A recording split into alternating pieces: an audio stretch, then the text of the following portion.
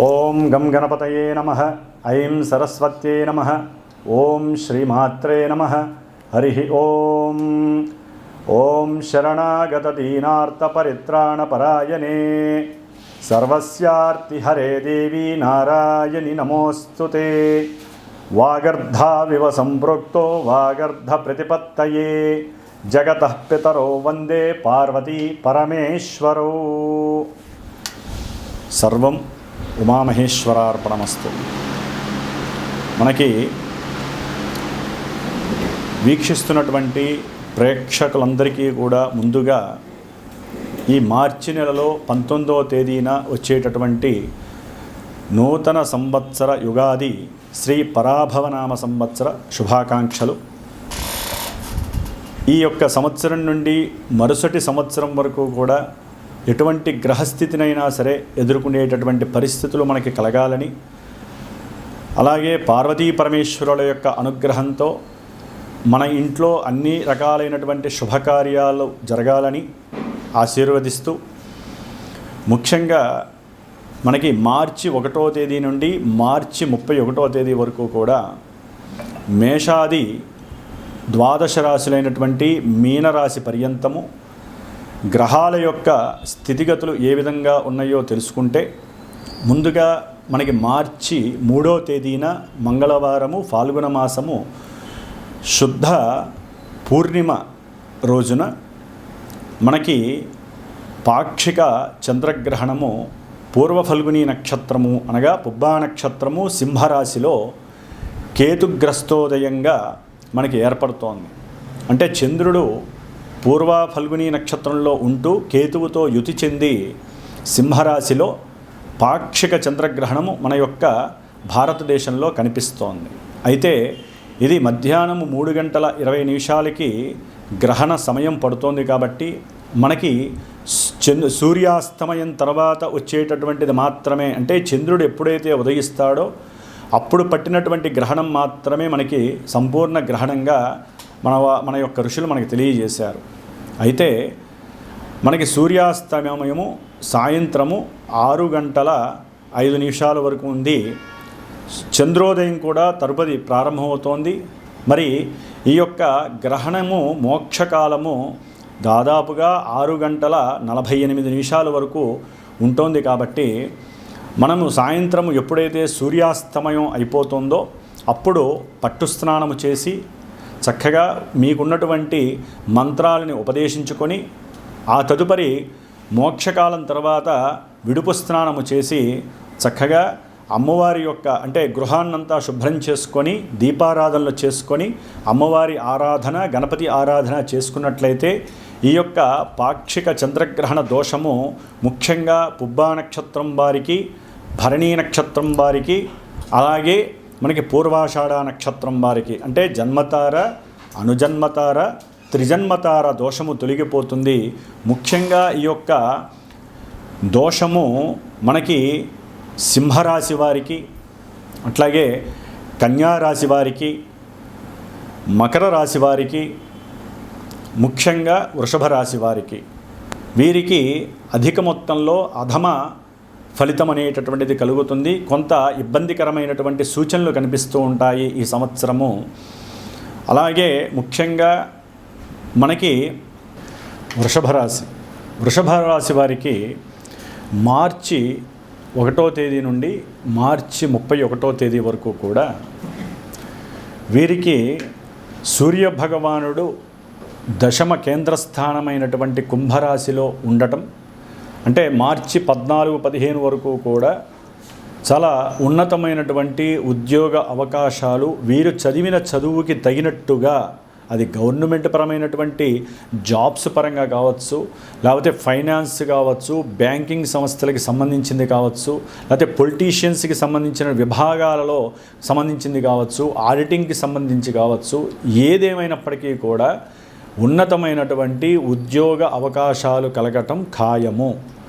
అలాగే వీరికి సూర్యగ్రహ అనుగ్రహం వలన వైద్య వృత్తిని అభ్యసించేటటువంటి విద్యార్థులకి, అట్లాగే వైద్యశాస్త్రంలో ప్రావీణ్యం ఉన్నటువంటి ఉద్యోగాదులు కొంతమంది ప్రయత్నం చేస్తూ ఉంటారు. గవర్నమెంట్ వైద్యాలయాలలో కానీ లేకపోతే పెద్ద పెద్ద పొలిటీషియన్స్కి సంబంధించినటువంటి కొన్ని వైద్యాలయాలు ఉంటాయి. వాటిల్లో అప్లికేషన్ పెట్టుకున్నటువంటి వారికి ఈ నెల మొత్తంలో 14 తర్వాతైనా సరే వీరు అనుకున్నటువంటి కోరిక నెరవేరటానికి వీరు అధికమైనటువంటి శ్రమని పడాలి, దైవారాధన చేసుకుంటేనే అది యోగ్యకరం అవుతుంది.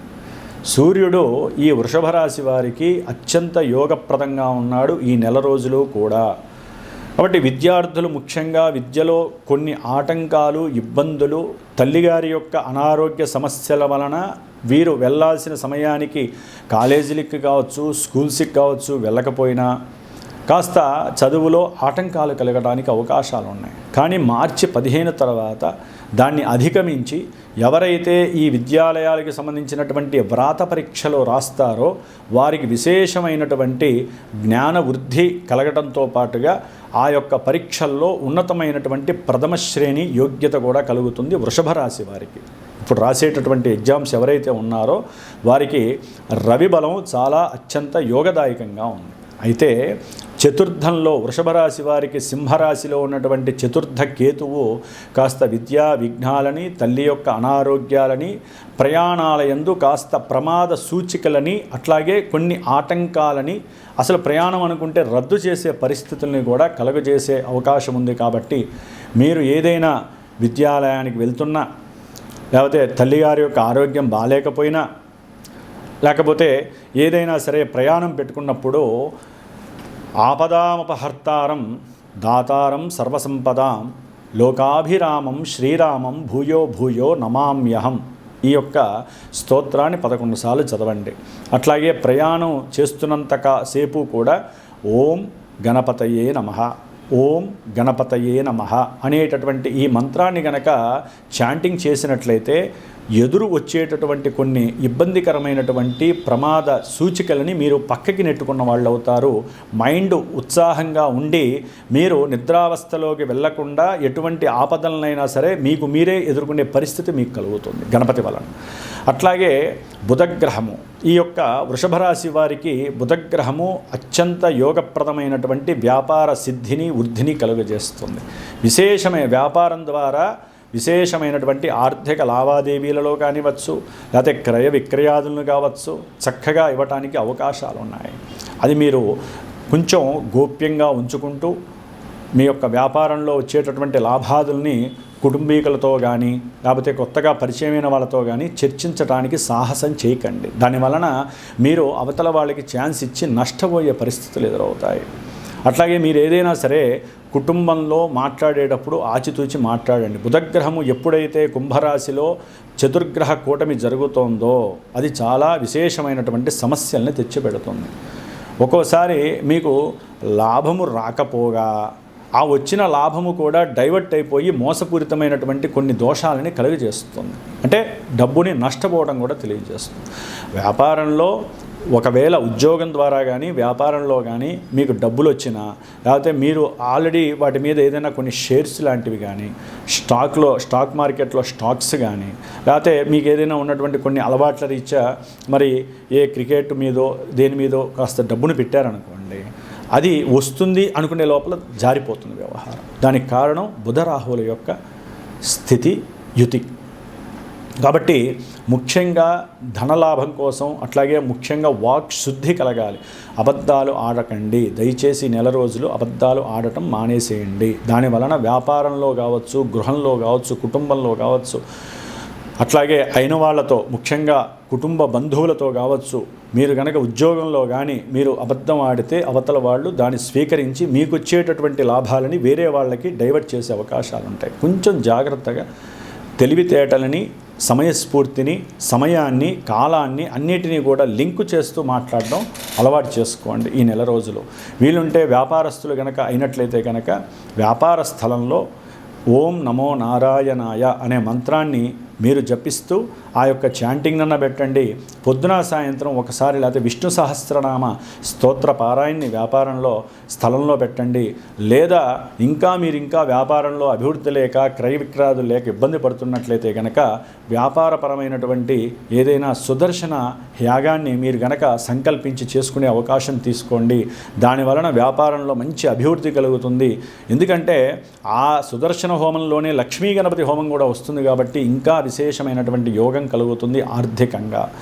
అట్లాగే సంతానపరంగా కూడా మీకు లాభం కలుగుతుంది అనుకునే లోపల కొంతమందికి సంతానపరమైనటువంటి కష్ట నష్టాలు కూడా కలగటానికి అవకాశం ఉంటుంది. ఎందుకంటే సూర్యుడు శనితో లాభంలో కలిసినప్పుడు, అట్లాగే శుక్రుడు వీరి యొక్క జన్మరాశ్యాధిపతి అయినటువంటి శుక్రుడు శనితో కలిసినప్పుడు వీరికి అనారోగ్యపరమైనటువంటి కొన్ని సమస్యలు, నేత్ర సంబంధిత ఇష్యూసు, లేకపోతే వాటి పరంగా హాస్పిటల్కి వెళ్ళి దానికి తగ్గ ఔషధాల ద్వారా కొంత తగ్గించుకునే ప్రయత్నం చేయటం, రోగ నిరోధక శక్తి అనేటటువంటిది కొంచెం నిదానంగా పనిచేయటము తగ్గుతుంది, కానీ నిదానంగా పనిచేస్తుంది. అట్లాగే వీరు అనుకున్నటువంటి ఉద్యోగ ప్రయత్నాదుల్లో విపరీతమైనటువంటి ధనార్జన కలగటము, పెట్టిన పెట్టుబడులు ఉద్యోగం ద్వారా కానీ వ్యాపారంలో కానీ ఏదైనా పెట్టుబడులు పెట్టినా లేకపోతే మీ యొక్క భార్యాభర్తలో ఎవరిపైన పెట్టినా కూడా అవన్నీ కూడా లాభాన్ని కలుగజేసి విశేషమైనటువంటి సౌఖ్యాన్ని కలుగజేస్తాయి.